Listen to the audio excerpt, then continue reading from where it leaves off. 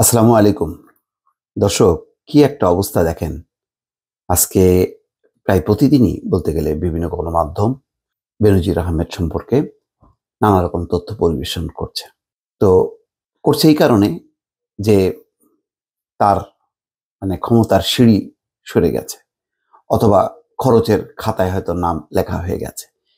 এই কারণে এখন আর বাধা নেই, ফলে সবাই মুক্তভাবে এখন লিখতে পারছে। তো যেই খবরগুলো আসছে দেখেন, মানুষের জমি জমা দখল করে জোর করে কিনে নিয়ে বা নামমাত্র কিনে নিয়ে এই যে ধনী লোকরা যেভাবে তাদের প্রাসাদ বা সাম্রাজ্য গড়ে, বা নতুন জমিদার বা ছোট ছোট আগের রাজারা যে মানুষের জমি দখল করে তার বিশাল বিশাল যেই সম্পদের পাহাড় গড়ে, বেনজির আহমেদ হচ্ছে সেই নব্য জমিদার। তো এখন এখন একটা ছবি প্রথম আলোতে দেখছি, সেখানে শুরুতেই আছে গোপালগঞ্জ সদর উপজেলার হিন্দু সম্প্রদায়ের মানুষের কাছ থেকে জোর করে জমি কিনে Savanna eco resort and natural park প্রতিষ্ঠা করেন সাবেক আইজিপি বেনজির আহমেদ ও তার পরিবারের সদস্য। আপনারা জানেন যে গোপালগঞ্জ, শরীয়তপুর, মাদারীপুর এই অঞ্চলে একটা হিন্দু অধ্যুষিত বেশ একটা মোটা দাগের বড় জনসংখ্যার একটি হিন্দু সম্প্রদায়।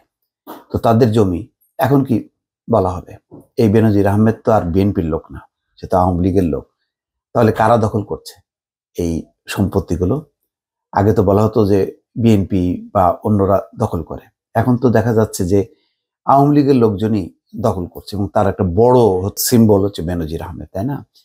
উনি যেভাবে বক্তব্য রাখতেন আওয়ামী লীগের পক্ষে বা ক্ষমতাসীনদের পক্ষে, আওয়ামী লীগের নেতারাও লজ্জা পেত যে এত সুন্দর করে গোছায় তথ্যপাত্র দিয়ে যেভাবে সাজাতো এবং দৃঢ়তার সাথে বলতো।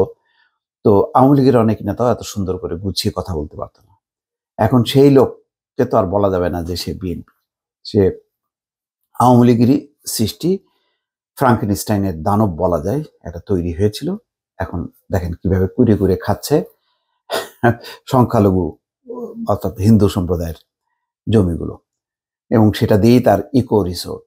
এখানে যে আজকে সর্বশেষ খবর বের হয়েছে তাতে দেখা যাচ্ছে গোপালগঞ্জ মাদারীপুরে বেনজির পরিবার কিনেছে 598 বিঘা জমি। ওগুলি কি খালি ছিল? হিন্দু সম্প্রদায়ের লোকজন বলেছে যে আমরা বিক্রি করব। আইজিপি ও র্যাবের মহাপরিচালক থাকার সময় জমি কেনা হয়, তখন তো মাশাল্লাহ উনি যেটা চাবেন সেটাই। দেখেন না, উনি ক্ষমতা নেই, তারপরে যে সাংবাদিক শফিকুর রহমান, সিনিয়র সাংবাদিক, উনি বলতেছেন তার সিটিজেন টিভি নাকি তাকে কৌশলে সমস্ত শেয়ার লিখে নেওয়া হয়েছে। তাহলে আপনি যাবেন কোথায়? বেনজির আহমেদ দেশে নেই, 4 মে তিনি সিঙ্গাপুর যান। যখন নাকি এগুলি নিয়ে তোলপাড় চলতেছে তিনি আপসে চলে গেছেন। তো ওনাদের তো সমস্যা নেই, হাজার হাজার শত শত কোটি টাকা সম্পত্তি, এখন এগুলি সব বের হচ্ছে। খবরে বলা হচ্ছে যে পুলিশের সাবেক আইজিপি বেনজির আহমেদ ও তার পরিবারের সদস্যদের নামে গোপালগঞ্জ ও মাদারীপুরে প্রায় 600 বিঘা জমি কেনা হয়েছে। এসব জমির প্রায় সবই ছিল হিন্দু সম্প্রদায়ের। তারা বলছেন জমি বিক্রি ছাড়া তাদের কোনো উপায় ছিল না, ভয় দেখিয়ে জোর করে এবং নানা কৌশলে তাদের কাছ থেকে জমিগুলো কেনা হয়েছে।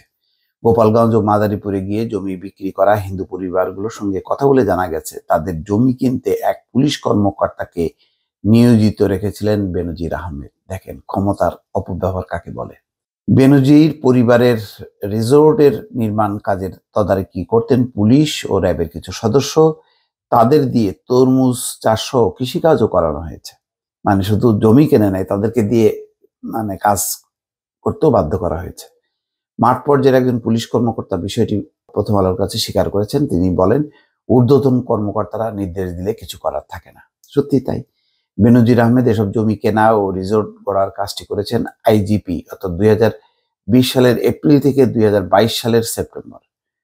র্যাবের মহাপরিচালক থাকার সময় 2015 সালের জানুয়ারি থেকে 2020 সালের এপ্রিল, এই সময়টায় যত করার দরকার সব করে ফেলছে সে। জমি বিক্রেতাদের একজন মাদারীপুরের রাজৈর উপজেলার বড় খোলা গ্রামের সরস্বতী রায়ের কাছে জানতে চাওয়া হয়েছিল তিনি কেন জমি বিক্রি করেছেন। প্রশ্ন শুনেই বিলাপ শুরু করেন সরস্বতী।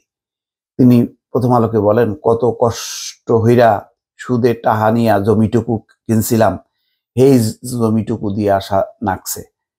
জমিকে নিয়েছে সরস্বতী বলেন, বেনজির নিয়েছে। বেনজির কে জানতে চাইলে তিনি বলেন বড় পুলিশ বলে শুনেছেন।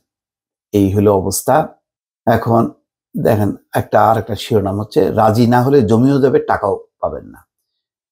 দুদক অনুসন্ধানে বেনজির আহমেদ তার স্ত্রী 3 মেয়ের নামে এখন পর্যন্ত 621 বিঘা জমির খোঁজ পাওয়া গেছে। 558 বিঘা গোপালগঞ্জ সদর উপজেলায় ও মাদারীপুরের রাজৈর উপজেলায়, উপজেলা দুটি পাশাপাশি। আর বেনজির পরিবারের জমিও 2 উপজেলার সীমান্ত ঘেঁষা এলাকায়। ওই এলাকার গ্রামগুলো হিন্দু অধ্যুষিত, মানে হিন্দুদেরই টার্গেট করা হয়েছে। বেনজির আহমেদ সেখানে সাভানায় eco resort and natural park নামে একটি রিসোর্ট করেছেন। ওই রিসোর্টে মানুষকে থাকার জন্য কক্ষ ভাড়া দেওয়া হয়। 100 টাকা দিয়ে প্রবেশ করে ঘুরেও দেখা যায়। কি মানে স্বর্গ করছে। রিসোর্টটির ওয়েবসাইটে দেওয়া তথ্য অনুযায়ী ভেতরে খামার, নৌকা ভ্রমণের ব্যবস্থা, শিশুদের খেলার জায়গা ও হেলিপ্যাড সহ নানা স্থাপনা রয়েছে।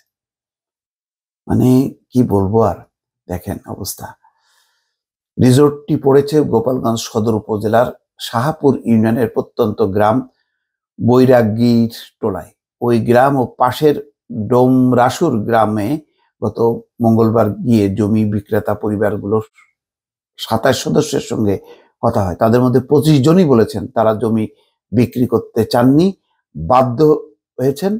তাদের ভয় দেখিয়েছেন পুলিশের পরিদর্শক তৈমুর ইসলাম। দেখেন আস্তে আস্তে বেরোচ্ছে। নাম প্রকাশ না করার শর্তে বৈরাগী টোলা গ্রামের এক জমি বিক্রেতা বলেন তার 3 বিঘা পৈতৃক সম্পত্তিক জমি কিনে নিয়েছে বেনজিরের পরিবার। তিনি বলেন পুলিশ কর্মকর্তা তৈমুর ইসলাম বেনজিরের পক্ষে জমির মালিকদের কাছে যেতেন, গিয়ে বলতেন আমি ভালো অফিসার, তাই আপনারা যদি কিছু টাকা পাইয়ে দেওয়ার ব্যবস্থা করছি, যদি বিক্রি করতে রাজি না থাকেন তবে জমিও যাবে, টাকাও যাবে। সাবানাই রিসোর্টের কাছে একটি চায়ের দোকান পাওয়া যায় বৈরাগী টোলা গ্রামের তরুণ সঞ্জয় বলকে। তিনি প্রথম আলোকে বলেন তার পরিবার 30 বিঘার বেশি জমি জোর করে নিয়েছেন বেনজির। 2018 ও 2019 সালে যখন এই জমি বেচাকেনা হয় তখন বেনজির র্যাবের মহাপরিচালক ছিলেন। দর্শক আর কত শুনবেন, এগুলি তো আর মানে এখন সরেজমিনে রিপোর্ট করার জন্য রিপোর্টাররা যেতে পারছে, আগে সেই অবস্থাও ছিল না। তো কথা একটাই যে সাংবাদিকরা না যেতে পারুক, সরকারের হাত তো অনেক শক্তিশালী। সরকার কেন চুপচাপ ছিল? এই যে অন্যায়, অত্যাচার, নিপীড়ন চলছে বছরের পর বছর, এইভাবে এই সরকারের কি কোনো কর্তৃপক্ষ জানতে পারেনি? বারবার আমার এই প্রশ্নটাই সামনে আসছে। দর্শক ভালো থাকবেন, আল্লাহ হাফেজ।